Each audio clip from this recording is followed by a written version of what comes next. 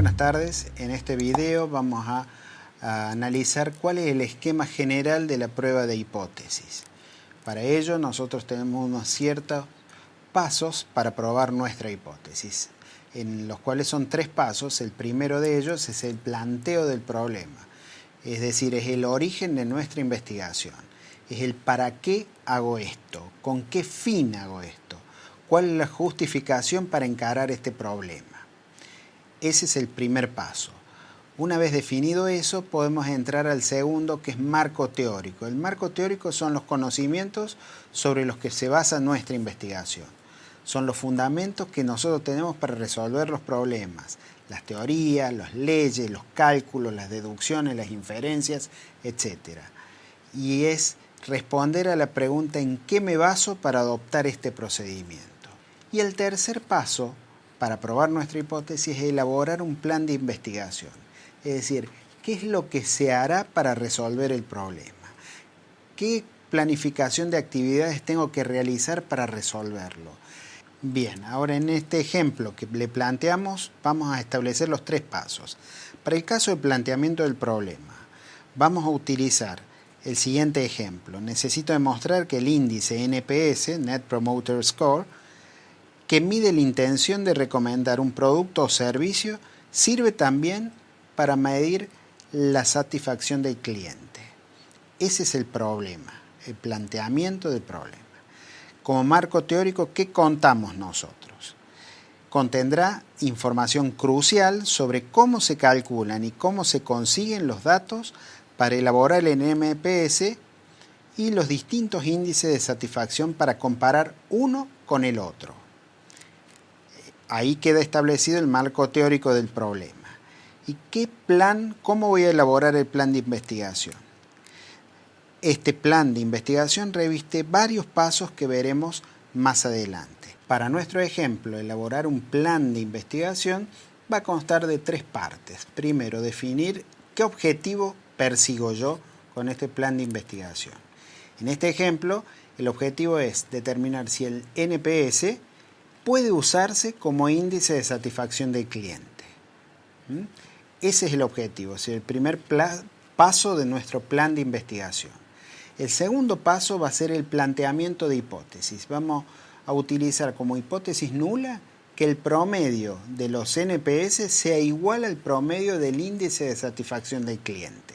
Esa va a ser nuestra hipótesis nula. Y como tercer paso, vamos a definir qué métodos de análisis de datos vamos a utilizar. Acá se detallan qué métodos son necesarios para el estudio. Por ejemplo, uno de los métodos puede ser el muestreo. Hay diferentes tipos de muestreo, pero nosotros ahí definimos qué tipo de muestreo realizamos. Otra cuestión, podemos definir cómo hacemos la recolección de datos. El tercero, ¿qué hacemos? ¿Podemos utilizar la prueba de diferencia de medias para comprobar nuestra hipótesis? Vamos a interesarnos por cualquiera de estos métodos y definimos los pasos a seguir en cada uno de ellos. Para este último paso podemos hacer algunas consideraciones sobre el diseño. Una puede ser la replicación, es decir, tomando varias muestras distintas, calcular el NPS y el índice de satisfacción y entre ellos definir el error muestral. Otra de las posibilidades es la aleatoriedad, es decir, hacer un muestreo aleatorio para seleccionar personas a encuestar. Y el tercero, que es lo que se llama bloqueo, que es segmentar los clientes en grupos homogéneos y tomar ambos índices en cada grupo definido anteriormente. A continuación, los invitamos a realizar la siguiente actividad práctica aplicando los conceptos vistos.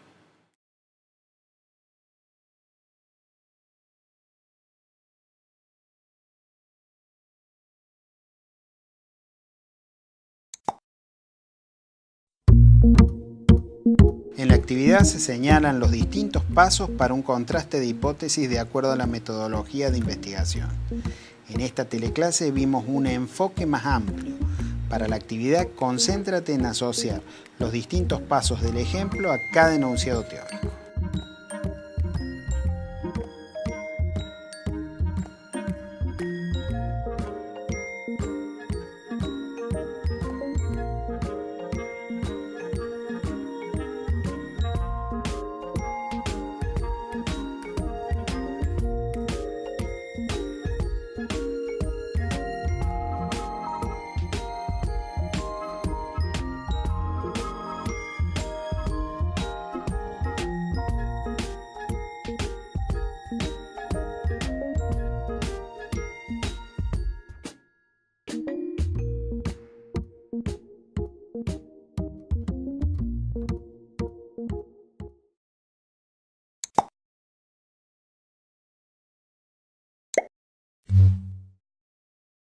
Bien, en este video vamos a analizar la potencia de la prueba.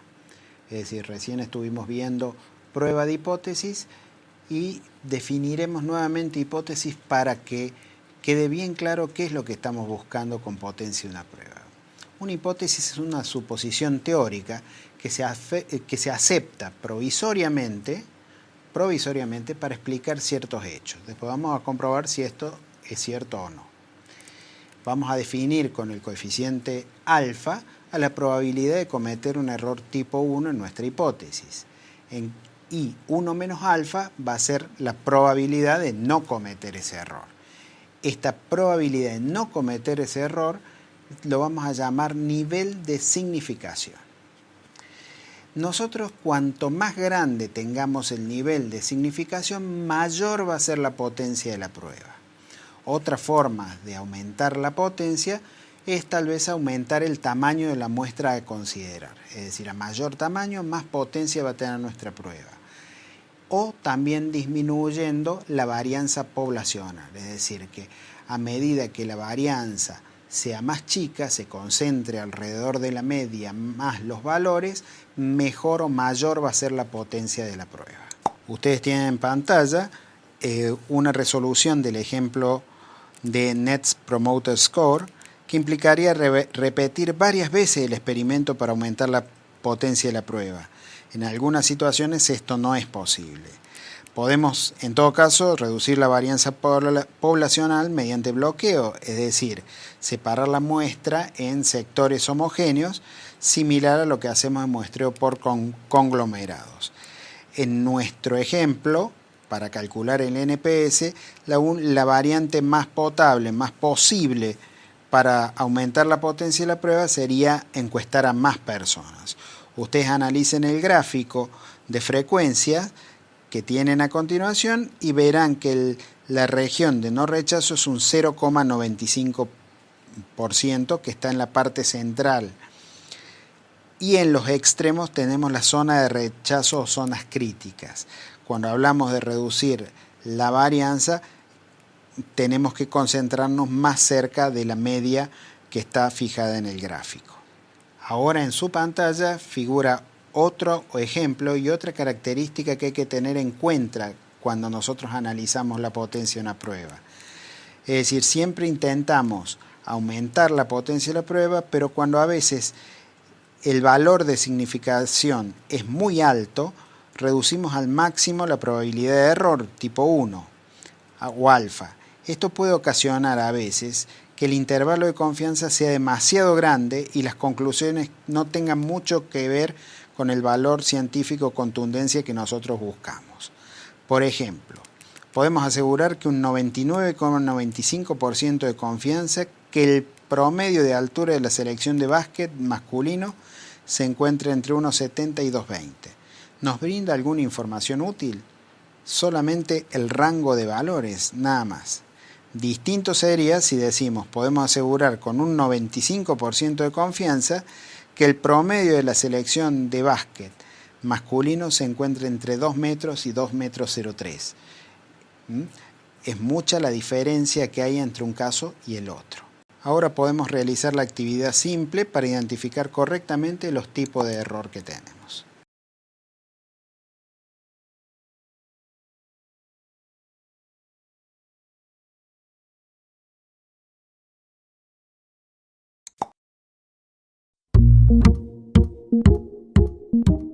Para resolver correctamente esta actividad, debes concentrarte en definir exhaustivamente cada tipo de error. Esto te ayudará a entenderlo mejor cuando encares tus propios proyectos en el futuro. Así identificarás de manera exacta y precisa los errores que ponen en riesgo la investigación.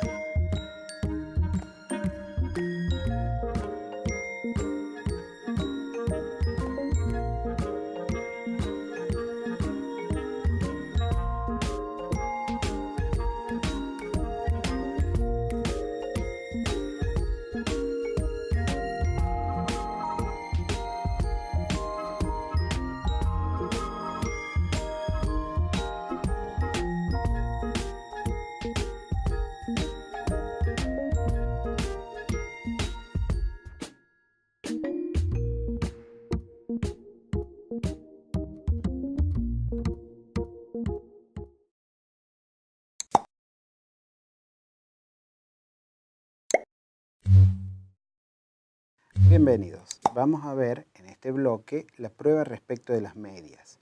Vamos a utilizar la metodología de contraste de hipótesis vista anteriormente y en este caso lo vamos a aplicar a una investigación real, con lo cual vamos a enunciar los pasos basados en el mismo ejemplo que venimos viendo anteriormente. Primero de los pasos se enuncia la hipótesis nula y la alternativa. En el caso del ejemplo visto anteriormente, el promedio de respuesta es igual a 8,1%, lo utilizaríamos como hipótesis nula. En cambio, como hipótesis alternativa, que el promedio de respuesta sea distinto de 8,1%. En el segundo paso, vamos a definir el nivel de significación, 1 menos alfa. En realidad definimos el nivel de confianza, que es el alfa, 95% para nuestro caso, que eso nos conduciría a un nivel de significación de 0,05. En el tercer paso, nosotros debemos determinar el estadístico apropiado, media, varianza. Nosotros acá vamos a utilizar la media y vamos a tener que tener en cuenta lo visto en los bloques anteriores, que sea insesgado, que sea suficiente, que sea eficiente y que sea consistente. Para eso hemos encontrado que la media cumple esas 4 condiciones. Como cuarto paso, bueno, calcular la media con la fórmula que nosotros todos conocemos. Y el quinto paso es interpretarla. ¿Qué significa interpretarla? Ver si responde a la hipótesis nula o a la alternativa. Si se rechaza la hipótesis nula y se aplica la hipótesis alternativa o al revés. En este caso hay que darle mucha importancia a que no se acepta una hipótesis, sino que no se rechaza. Porque como no tenemos todos los elementos de la población, nosotros no podemos aceptar algo que todavía no conocemos eficientemente. Bueno, nosotros analizando el ejemplo que venimos trayendo, podemos analizarlo como si fueran 2 poblaciones diferentes. O bien muestras pareadas o muestras diferentes. En la filmina que sigue, que tienen en su pantalla, vamos a analizar cada caso. Una muestra pareada podría ayudarnos a hacer una comparación similar a un antes y a un después, haciendo una pregunta para el NPS y otra pregunta para el índice de satisfacción. La contra de este tipo de muestra es que si se le hace la pregunta a la misma persona, la respuesta en el primer índice puede condicionar y sesgar a la segunda respuesta. Para evitar ese sesgo, lo mejor sería tomar como si fueran poblaciones distintas, agrupándolas en bloques, por ejemplo, de gama de productos. Así, para el caso de una empresa de tecnología, tendríamos respuesta de clientes separados en bloques, según electrodomésticos, notebooks, celulares, pequeños electrodomésticos. En esta imagen tenemos divididos estas 4 clasificaciones, tanto para encuestar el índice NPS como para encuestar el índice de satisfacción. Con una muestra aleatoria lo suficientemente grande, en cada caso de estos 4, puedo hacer el cálculo de la diferencia de la media muestral. La hipótesis nula será que ambas medias muestrales, la del NPS y del índice de satisfacción, sean iguales. La alternativa será que sean distintas. El siguiente paso, una vez que calculamos esa diferencia de medias muestrales, sería tomar la decisión. Si con el nivel de confianza elegido la hipótesis nula se verifica en todos los bloques, es posible arribar a una conclusión de no rechazar esa hipótesis nula. Bueno, alumnos, ahora están en condiciones de realizar una actividad complementaria al mismo tema.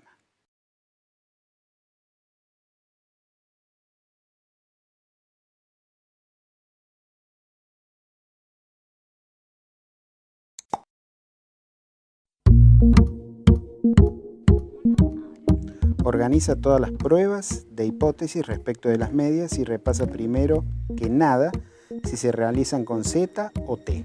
Luego las ecuaciones serán bastante diferentes si son de una sola media o de diferencia de medias. Con esta información ya debes poder finalizar el organizador de información.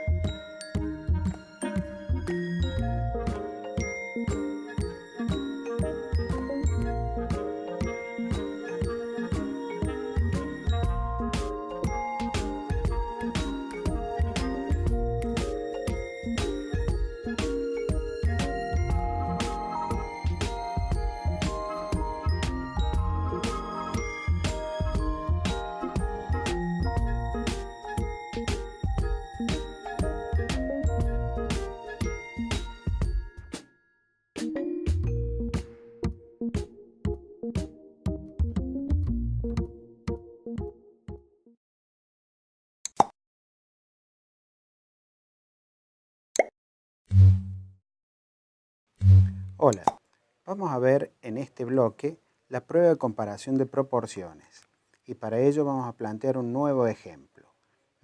¿Qué vamos a responder? ¿Qué hacemos cuando recibimos 500 pesos por error? A un grupo de hombres y mujeres se le preguntó qué harían si recibieran 500 pesos por correo por error con la dirección de su vecino. ¿Lo devolverían al vecino? De una muestra de 69 hombres, 52 dijeron que sí. De 131 mujeres, 120 dijeron que sí. ¿Podemos establecer con un nivel de significación del 5% que las proporciones son iguales? Bueno, ustedes tienen en pantalla las fórmulas y ecuaciones que vamos a utilizar. Vamos a calcular z para una hipótesis nula en que las proporciones son iguales y la alternativa que las proporciones no son iguales, de hombres que devolverían y de mujeres que devolverían esos 500 pesos. Para el nivel de significación, los valores críticos sacados de la tabla de distribución normal serían menos 1,96 y más 1,96. Quiere decir que la región de rechazo sería la menor a menos 1,96 y la mayor a 1,96. En pantalla vamos a tener la ecuación de normalización z para la hipótesis alternativa. Las otras ecuaciones están resueltas, las proporciones, y con estos valores el valor de z nos cae dentro del intervalo de confianza, es decir, dentro del nivel de significación del 5%, las proporciones de hombres que sí devolverían y de mujeres que dicen que sí devolverían son iguales. Ustedes verán que con este nuevo ejemplo también hemos establecido los 3 pasos que habíamos hecho en el ejemplo anterior. Primero hemos establecido las ecuaciones a utilizar, tanto para la hipótesis nula como para la hipótesis alternativa, calculando las proporciones en cada caso. El segundo paso que hemos realizado es definir cuál es la hipótesis nula, cuál es la hipótesis alternativa. En este caso hemos definido que la hipótesis nula sea que las proporciones sean iguales y que la hipótesis alternativa que las proporciones no sean iguales. El tercer paso que hemos establecido es definir el nivel de confianza dentro del intervalo que nosotros queremos establecer. Acá lo hemos fijado en 95%, lo que nos determinó un nivel de significación del 5%, o sea 0,5. Con este nivel de confianza establecido en 95%, entramos en las tablas de distribución normal estandarizada y obtuvimos un valor de z de más 1,96 y menos 1,96, con lo cual establecimos el intervalo de confianza y el intervalo de rechazo. Definimos el intervalo de rechazo para un z menor a 1,96, a menos 1,96, y para un intervalo mayor a 1,96. Como el valor calculado de z para la hipótesis nula nos quedó dentro del intervalo de confianza, entonces nosotros no hemos rechazado la hipótesis nula. Hemos considerado que las proporciones de varones y de mujeres son iguales. Bueno, alumnos, a partir de este momento ustedes están en condiciones de realizar la actividad práctica integradora en sus casas. Éxitos de aquí en adelante.